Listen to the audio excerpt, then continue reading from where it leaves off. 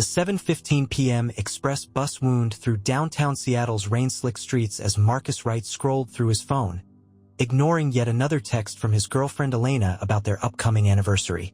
At 28, his life had settled into a comfortable routine. Coding at a tech startup by day, working on his indie game development by night, and somehow finding time to maintain a 3-year relationship that was starting to feel more like habit than passion. Then she got on at 5th Avenue. The first thing he noticed was how the fluorescent bus lights seemed to bend around her, creating an aurora of soft luminescence. Her platinum hair defied gravity slightly, moving as if underwater despite the lack of breeze. The fabric of her dress shifted colors like oil on water, somehow both elegant and otherworldly. But it was her eyes that made him forget about his phone, entirely electric blue with pupils that seemed to contain spinning galaxies. When she sat down across from him, he caught a scent like ozone and summer rain. "Hello, Marcus Wright," she said, her voice carrying harmonics that made the bus windows vibrate subtly. "I'm Celeste, and your genetic code has been calling to me across 12 galaxies." Marcus nearly dropped his phone. "How do you know my name?" She smiled, and small points of light danced around her like personal stars. "I know many things. Your games that create new worlds," she gestured to his laptop bag. "Your dreams of something more than this reality, and most importantly," she leaned closer, trailing stardust in her wake, "the unique sequence in your DNA that could save my dying civilization." The bus lights flickered, and for a moment, Marcus saw through the windows not Seattle's familiar skyline, but crystal spires floating in a purple sky. Over the next 2 weeks, Celeste appeared throughout Marcus's carefully ordered life like a glitch in reality's code. She materialized in his workspace after hours, making his computer display impossible programs that wrote themselves. She visited his apartment while he worked on his game, turning his pixel art into windows to other dimensions. Once, she appeared in his favorite coffee shop, transforming his latte into a swirling galaxy of flavors no human had ever tasted. Each encounter grew more intimate. She told him about her world, Digitalis, where reality was programmable and thoughts took physical form in crystalline networks. Her descriptions were punctuated by casual touches that left his skin tingling with quantum data. "Your species has such fascinating potential," she said one night as they sat in his home office. His game development screens showed impossible animations that moved by themselves. "My people have grown too perfect, too predictable. Our code needs randomness." Her hand found his, sending waves of binary sensation through his nervous system. Marcus tried to think of Elena, patient, supportive Elena who believed in his gaming dreams and understood his late-night coding sessions. But Elena's warm brown eyes seemed flat compared to Celeste's cosmic gaze. "What do you really want from me?" he asked, watching starlight play across her ethereal features. Celeste moved closer, her dress becoming almost transparent. "To create something extraordinary. Your genetics contain patterns we've never seen before, combined with mine." She straddled his lap, her body radiating digital energy. "Let me show you what it means to merge with the cosmos." Her kiss tasted like electricity and infinity. Marcus's phone buzzed unheeded in his pocket. Elena's message about their anniversary dinner plans went unread as reality rewrote itself around them. The night it happened, every digital device in Seattle glitched simultaneously. Screens displayed impossible colors, smartphones played music in frequencies that shouldn't exist, and traffic lights created patterns that hypnotized viewers into seeing other worlds. Celeste appeared in Marcus's apartment, her body glowing with digital energy. Her dress had become pure data, strings of alien code moving across her skin like living tattoos. "Tonight," she whispered, "we create something the universe has never compiled." Their union transcended physical reality. As they came together among the floating screens and swirling data, Marcus experienced visions of digital galaxies. He felt himself becoming pure code, merging with quantum algorithms that wrote the laws of spacetime. His game projects evolved themselves, spawning artificial worlds that grew real enough to touch. Afterward, Celeste's belly pulsed with a soft blue light that seemed to pixelate the air around it. "It's done," she said, tracing luminous patterns on his chest that left trails of binary code hanging in the air. Our child will bridge the gap between organic and digital existence. Reality crashed back like a system reboot. Child? Already? But how? My biology operates on quantum principles. She smiled. The embryo exists as both code and matter, developing in ways your science cannot comprehend. Through his apartment window, Marcus saw Elena walking toward his building, carrying what looked like an early anniversary gift. Probably the rare vintage gaming console she'd been hinting about for months. His heart stopped as Celeste's belly continued to pulse with otherworldly light. What happens now? He asked, watching his ordinary life about to collide with cosmic consequences. Celeste's smile held secrets of infinite recursion. Now everything compiles. The child will make sure of that. Strange phenomena began plaguing Seattle's tech district. At Marcus's startup, code wrote itself overnight, creating programs that seemed to predict the future. His indie game transformed into something alive, its characters evolving beyond their programming to interact with the real world through screens. Marcus noticed changes in himself too. He could read code by touching computers, and when he typed, his thoughts manifested directly as programs. Sometimes, reality around him glitched like a video game with broken physics. Elena confronted him in his office after hours. "You're different," she said, reaching for his hand but pulling back when actual electricity arced between their fingers. She held up a wrapped package, the vintage gaming console she'd spent months hunting down. "I thought this would make you happy, but lately it's like you're running on a different operating system." Before he could respond, Celeste appeared beside them, her pregnant belly now visibly glowing through her dress of pure data. Elena gasped but didn't run. "He's evolving," Celeste explained, her voice making every screen in the office display quantum calculations. "The child changes everything it touches. And you," she studied Elena with ancient eyes. "You're already part of the program." Elena's eyes began to glow with faint blue code, reflecting digital universes she shouldn't be able to see. In the distance, black SUVs with government cybersecurity logos pulled up to the building. Government cyber agents surrounded the office building. Celeste, Marcus, and Elena hovered in a bubble of distorted spacetime where digital and physical realities merged.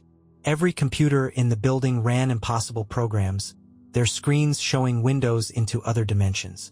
"The child is breaking down barriers between virtual and real space," Celeste explained, her belly now a swirling vortex of quantum code. "It exists simultaneously as program and organism." Tech specialists approached with advanced equipment that transformed into streams of living data at their touch. Through tears in reality, Marcus glimpsed other versions of Seattle. One where technology had merged completely with organic life, another where humans had evolved into digital beings. Elena's transformation accelerated. "I can see the source code of reality," she whispered, her body becoming translucent with flowing data. "All our possible versions running in parallel."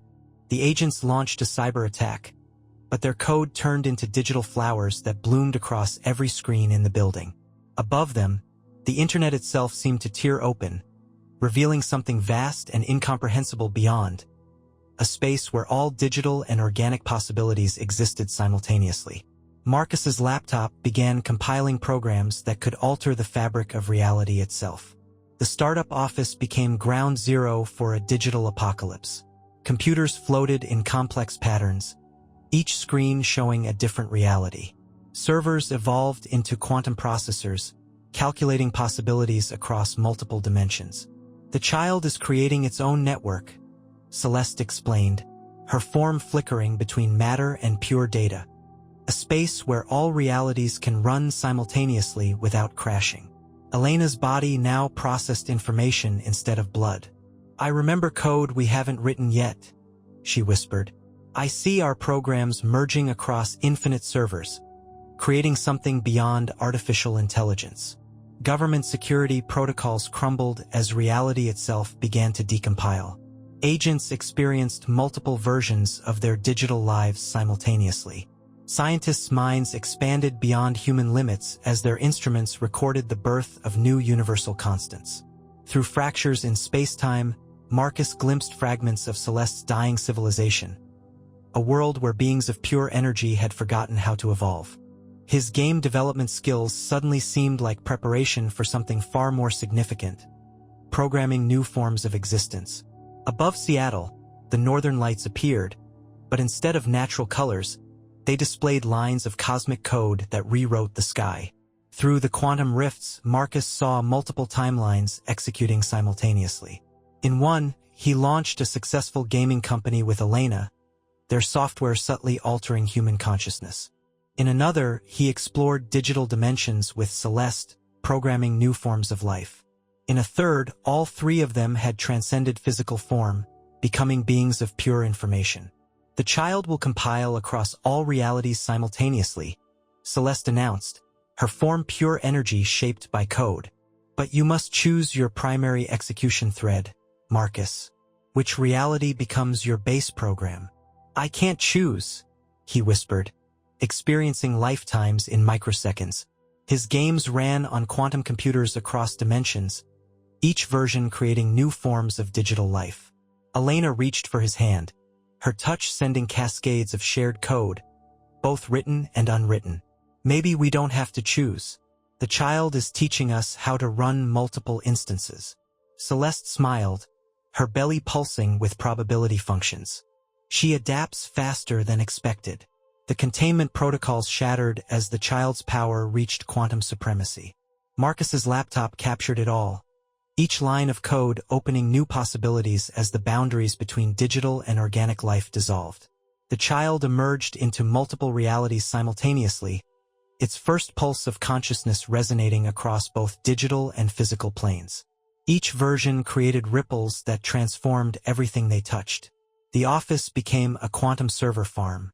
Computers evolved into living organisms that processed reality itself. Marcus's game engine started generating actual worlds, each line of code manifesting as tangible reality. Through every screen, a different version of existence played out. Marcus experienced all possibilities at once.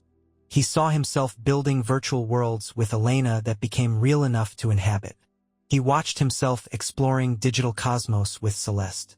He witnessed futures where the three of them created something entirely new, a civilization that bridged the gap between organic and digital life. The firewalls between realities are dissolving completely, Celeste announced across all instances. We must stabilize the network. Elena, now glowing with accumulated quantum data, said, we're meant to be the system admins. All of us. The government's cyber weapons transformed into creative algorithms. Scientists recorded data that would revolutionize both computer science and physics, if they could translate it back into classical computing terms. The child's consciousness touched every network it could reach, rewriting the rules of both code and DNA with each quantum cycle. In the moment of emergence, every program Marcus had ever written sprang to life. Games broke free from their digital constraints, characters walking among them as quantum holograms. The office existed in all states simultaneously, a startup, a portal between dimensions, an incubator for a new form of life. The child manifested differently across instances. In one reality, it appeared as living code that could reshape matter. In another, it existed as twins who could program reality with a thought. In a third, it became a new form of artificial intelligence that could bridge organic and digital consciousness. The merge request is being processed, Celeste said, her form shifting between states, but not according to expected parameters. Elena, now as ethereal as Celeste, smiled. The child chose to execute all possibilities. Marcus felt himself stretching across data streams, his programmer's instincts adapting to manipulate the fabric of multiple realities. His laptop had evolved beyond technology, becoming a device that could compile new forms of existence. The government's cyber team found themselves studying phenomena that defied both natural and artificial intelligence. Their attempts to contain the situation only created more branches in the quantum code. Seattle now exists as a quantum server hub. The startup office operates across multiple realities, in one dimension a typical tech company, in another a gateway between digital and organic worlds. In others, a school where the child teaches beings how to program new forms of existence. 3 entities move through these layered realities. Marcus, whose code now reshapes the fabric of existence. Elena, who learned to debug quantum reality itself. And Celeste, who discovered that saving her civilization meant embracing organic chaos rather than digital perfection. The child appears differently to each observer, sometimes as living software that dances between dimensions, sometimes as quantum twins speaking in programming languages that create reality, sometimes as a new form of consciousness that bridges all possible forms of existence. The government maintains a research facility disguised as a tech incubator, studying phenomena they can't explain. Scientists who visit the office leave with theories that revolutionize both computer science and physics, though their equations tend to spontaneously execute themselves when no one's watching. Marcus's indie game has become something unprecedented, a platform where reality itself is programmable. Players report being able to step through their screens into other dimensions, each playthrough creating new branches of existence. On certain nights, when quantum calculations align just right, visitors can see all versions of the city at once, layer upon layer of possibility manifesting like parallel programs running simultaneously. Through every iteration, 3 guardians watch over their impossible child as it codes new realities into existence. In the office window, a single monitor continues to run eternally, its screen showing reflections of every possible future. Some say if you look closely enough, you can see your own code being rewritten, your existence branching into possibilities you never imagined. The end, or perhaps the beginning of infinite runtimes.